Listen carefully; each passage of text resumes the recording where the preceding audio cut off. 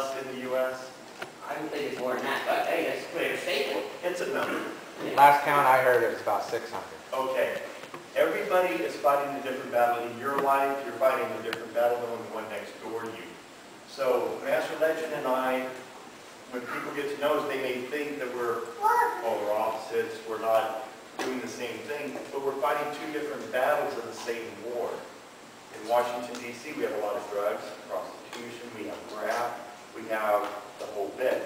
However, I have to do with Secret Service, FBI, local law enforcement, national law enforcement, the list goes on. My fight has to be different than people around the country.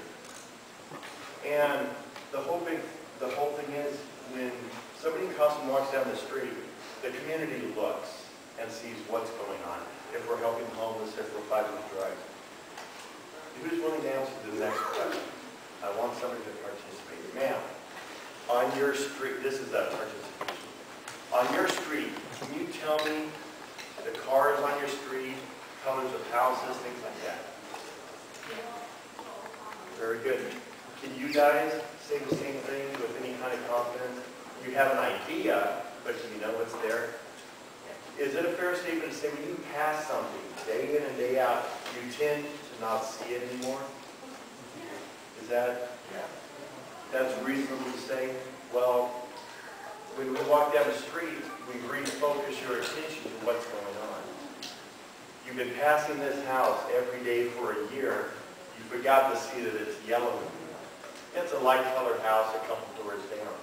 When Master Legend comes to it, what's he doing at the yellow house? It refocuses or brings a spotlight to what's going on. It's not necessarily, how do you put it in an intention thought? Attention more. Okay. I can't say it. I'm a kid-friendly. Everything I say in public, I will say in private. So, having said that, any questions you ask, I will answer to the best of my ability, and so will everyone else. What I ask, though, is be polite, ask honest questions, don't try to trap anybody. We have people in the community who do the intervention to this side of it. If they're doing something illegal, I will turn them in. I have no bare bones about that. There's a lot of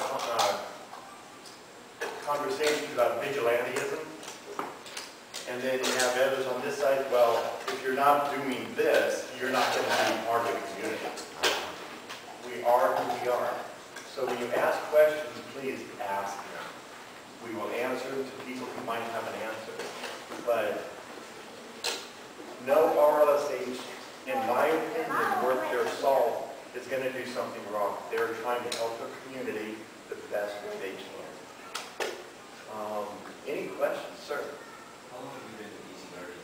I have been DC Guardian for almost 4 or 5 years, but I have been doing what I do my whole life. I was raised by World War II veterans, and if you are not going to step up for your household, how can you step up for your community? If you can't do that, ultimately, how are you going to step up for your country? And that's a basic concept.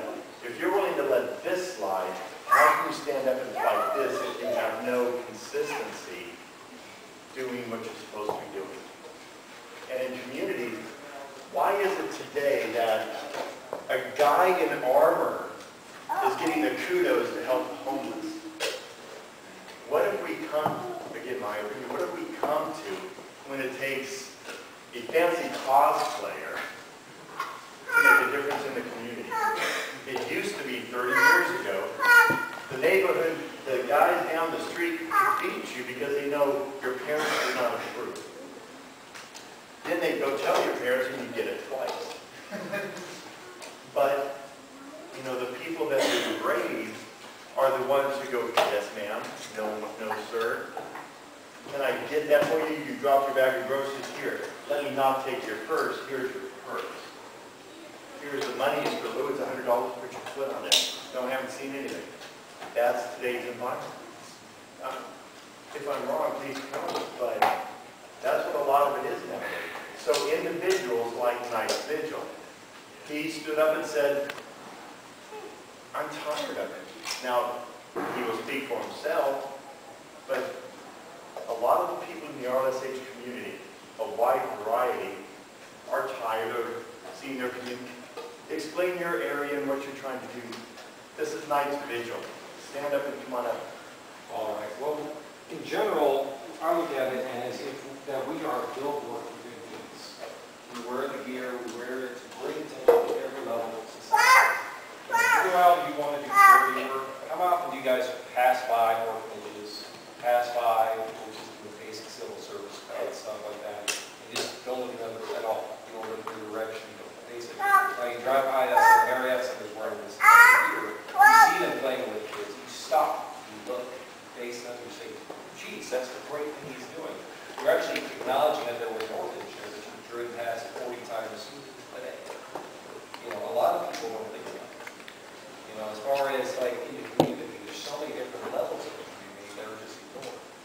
Most for how do you stop crime? You have to start very positive. You know, go door to door, go down to local shops and talk to people in the shops. Let them know that you care about the community.